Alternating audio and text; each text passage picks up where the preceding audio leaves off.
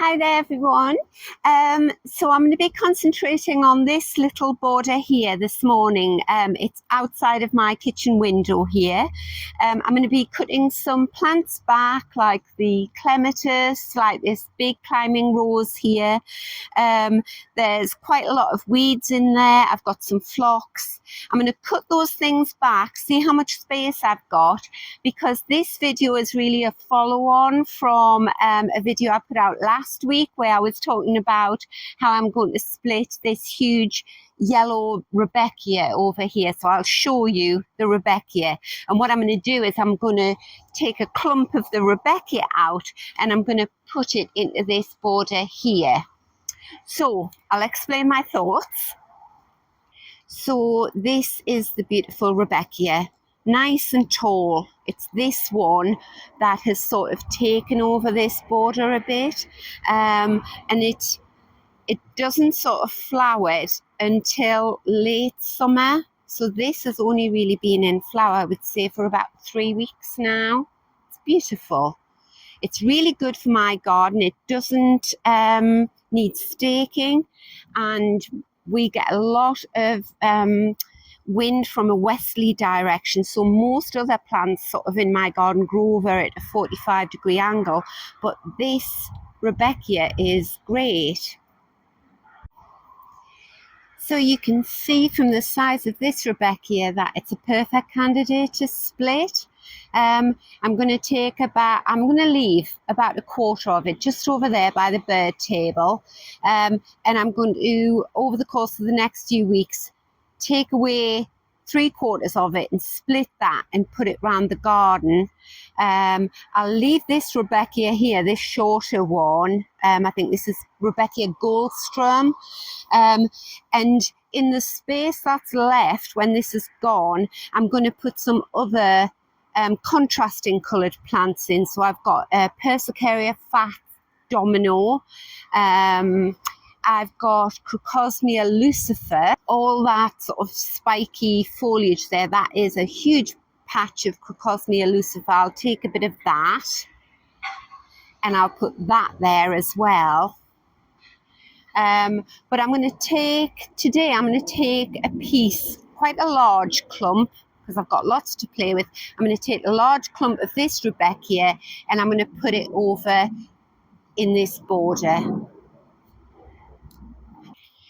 So because it's quite a small border with some very big peonies in already, I find I can't get that sort of tapestry effect continuously throughout the year.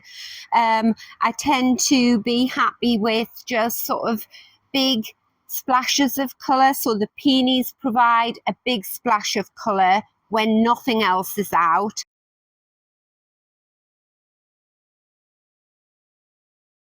Then when the peonies have gone over, this rose sort of takes over.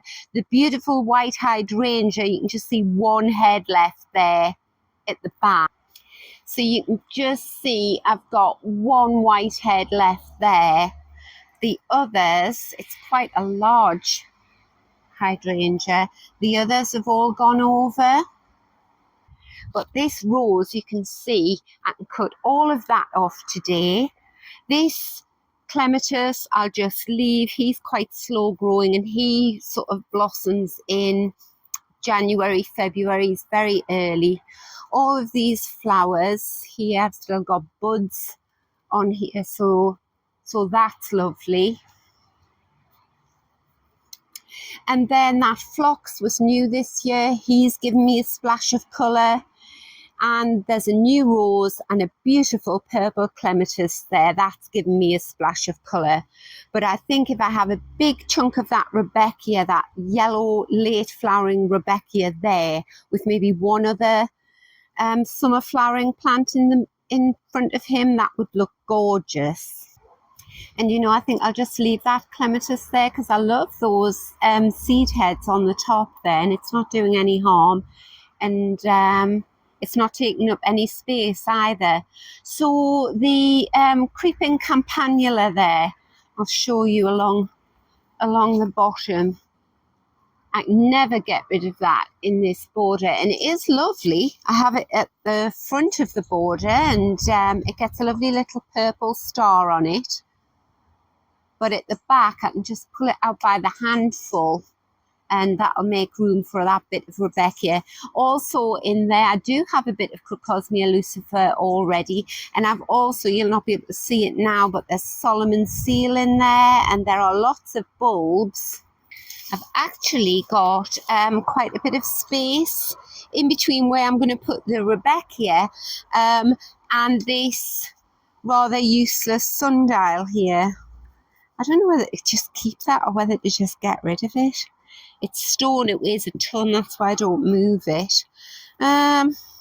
Just stay for the minute. But I could have something here, or I could have something else planted here, like more Crocosmia lucifer. That's one self-seeded bit there. I could have a splash of red there. That would look lovely, wouldn't it? As I say, it's too small a space for me to keep the colour going all the time, so I'm quite happy just with intermittent splashes of colour.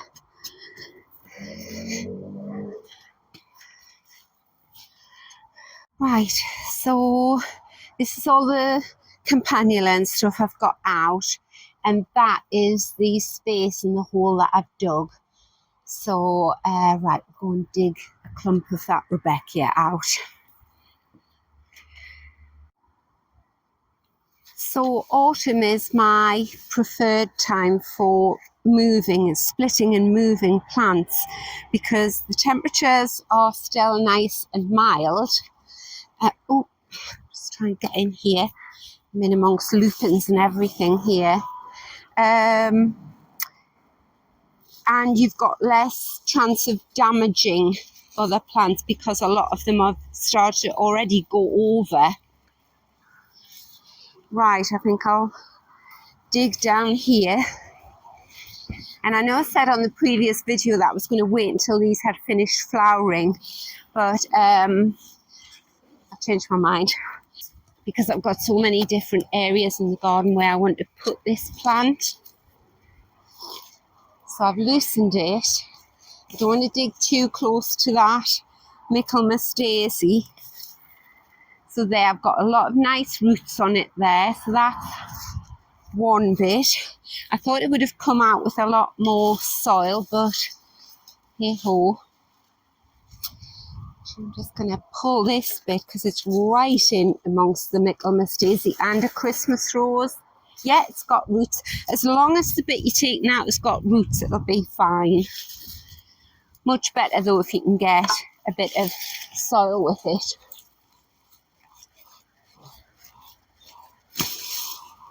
Yeah, you've got roots. I'm just taking out the bits right at the front here because I don't want this plant to come any further forward. Obviously, here it's snapping. I will be leaving roots in there, so it will pop back up next year. But I can easily identify that now, and I'll watch for it and pull him out. This is a peony. This bit here. And then I've got hellebores down at the bottom. But this is the joy of having an established garden. You've got loads of plants in, but it's also a bit of a headache when you come to split them because you're trying not to damage the other plants. Oh, there. And you can see how it's spreading. It's got sort of horizontal roots that are going along, and then all the other roots coming off it. So they're not too deep, the roots, but they're spreading along the surface. There's another bit.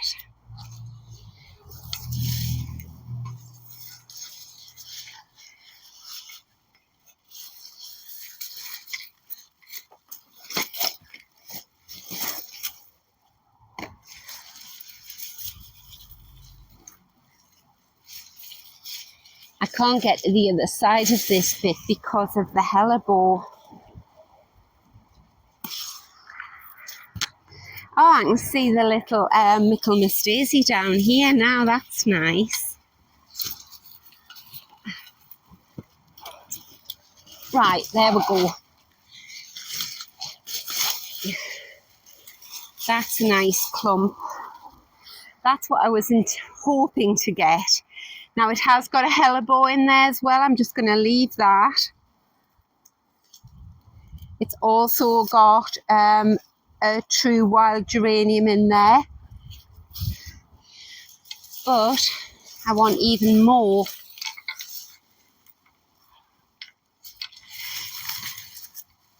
And it's right in amongst the hellebore. So I'm just going to pull. But lovely roots. Now that is Michaelmas daisy growing in amongst it. So now the Michaelmas daisy is being actually swamped by the Rudbeckia. So now that the Rudbeckia is thinning out, the Michaelmas daisy will take off. You'll notice I've changed into my work boots out of my trainers. I never dig in trainers because I had an awful incident of someone, and the spade had just gone straight through the trainer and cut the woman's foot. I've just found a metal obelisk in here.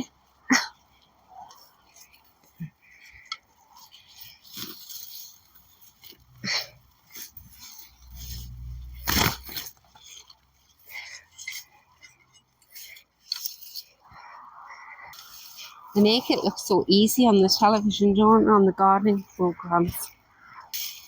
Right, there we go. I think I've actually got a clump of the Michaelmas daisy in there as well. But that's fine. He's going to be very welcome in the new border. Right, let's see how much I've got. See if I've got enough. Right, I've got that much. So I've got a nice clump with soil on there. And then I've got all these roots. So I'll get all the roots at the same level. And what I'm going to do is I'm going to put the plant in situ with all of the big tall yellow flowers on. And then once I'm happy with the position, then I'm going to cut him right down to the bottom and take all the strain off the roots.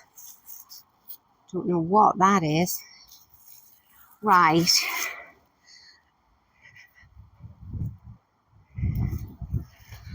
So that's my nice new clump.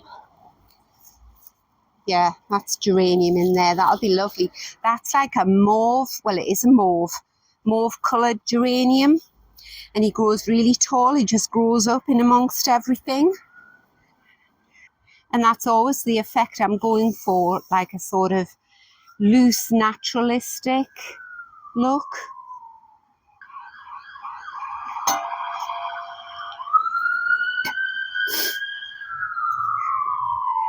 Right, climb back in. Put them down there. I'm not going to spread all the roots out individually. I'm just going to put them in as a clump and they'll spread out themselves, because this Rudbeckia is quite strong. It is quite invasive. It's only taken about 5 years to grow the size it is there. So I'm not worried about him.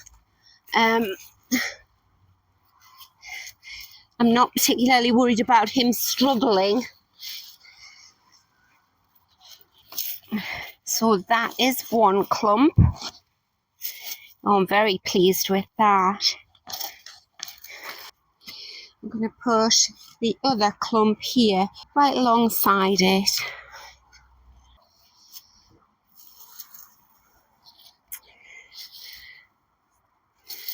Right, let's see if I've got room for that.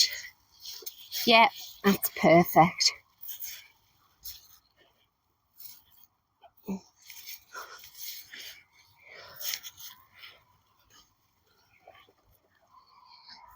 Right, So I'm going to bring all this out, get rid of that. So yes, I think I'll either remove this sundial and put, I think, maybe a big splash of Cosmea lucifer there. That would be lovely. Now, for anyone who's just got a new garden, who, if you're new to gardening, you might think, oh, that's lovely, and just leave it like that. But at this time of year, when you're moving plants like this, especially ones that are this tall, that's the wrong thing to do. Believe me, I've done it before. You think, oh, that's lovely, it looks great now, and you come out the next day and they're all lying over. So what I'm going to do now is, now that I'm happy with the position that they're in, I'm going to cut them off maybe just 6 inches above the ground, and then I'm going to give them a good watering in with some liquid seaweed. You just sort of dilute it. I'll go and get a bottle, show you. So that is liquid seaweed. Any brand will do. I haven't got one that I prefer over another. And what liquid seaweed is, it's organic, and it's a plant tonic. So at this time of year, in this scenario where I've moved this plant and traumatized it and traumatized the roots, giving it a drink of liquid seaweed now, diluted liquid seaweed, it'll just make sure that those disturbed roots are in their healthiest of conditions. And we've got quite a few weeks left. We're sort of mid-September now, so we've got a few weeks left before the really cold weather comes in here and the plant goes dormant. It's got a few weeks to start putting out new roots, and then next spring it'll hit the ground running and the roots will take off. It'll get a nice big root ball, and I'll get a decent flowering of Rudbeckia, and then the next year I'll get even more. So you just put 1 cupful into your watering can of water, and then I'll give that one patch a whole watering can of water, and I'll just make sure if it's very dry for the next, say, week, I'll give it another drink of water then. So I'll take the camera and I'll show you what I've got there. So there we go. So I've got my phlox, I've got my rose, I've got my hydrangea. This is a beautiful big peace lily, and here is the newly planted bit of Rudbeckia. So these stems here that I've left are the Rudbeckia, and I've left them there so that I've got a bit there and a bit there, and I've left them proud of the soil so that next year I know that I've got something, then I'll not dig it up. If I'd buried them under the soil, I would definitely have forgotten by next year what was in there.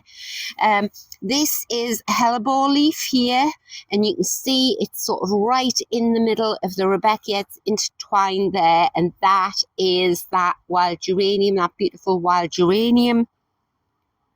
He's also in there, so that's going to be great. So I'll give him a water now and then leave him alone until next year. And that's another tip. Whatever plant you are transplanting, even if it's sort of a container bought one from a garden centre, you always give it good watering in. Even if the soil's damp, even if it's due to rain or it is raining, give it more water. And that sort of settles all the soil around the newly disturbed roots. There we go. You can see how brown the water is with that seaweed. Just a bit over there. There. All done. So that's it. I'm so pleased that I've got that done. I've been dithering around wondering, oh, should I wait until the Rudbeckia's all gone over before I sort of start chopping it up? But I'm pleased. I'm so pleased that I've started, because you never know what's going to happen or when you're going to get out in the garden next. So yes, I'm pleased about that. Now I can start looking around the garden, looking for other things that I could put into this space here to sort of keep the colour going, keep the interest going in the border. So I could take the sundial out. I think I might do that. It's neither use nor ornament in there. I could take the sundial out and I could plant a lovely big pot of Crocosmia lucifer in there. Or I do have, I've just thought of this, I do have some grasses. Now, wouldn't that look lovely with the Rudbeckia behind it? I'll just go and get my grass and I'll show you. Rather than me carry it over, I'll show you where the grass is. So yes, it's in front of the garage here. Doesn't look much at the moment, but this has been a beautiful grass. It's had lovely seed heads on it. So I've got that, so you can see what it looks like beside Rudbeckia. They do go well together, don't they? Prairie style plants and grasses. Or if we come through to the little courtyard area, I've got this lovely grass here. Now, wouldn't that look gorgeous in front of the Rudbeckia? I think I might move that and see what it looks like. So, yes, imagine that the sundial isn't there. And I actually have 3 of these grasses in pots, all the same size. So imagine if I had a grass there. You've got to imagine that yellow Rudbeckia behind it. That would look lovely, wouldn't it? So you see, you can have loads of fun planning your garden for next year. Right, I'm definitely going to say goodbye this time. So until next time, bye.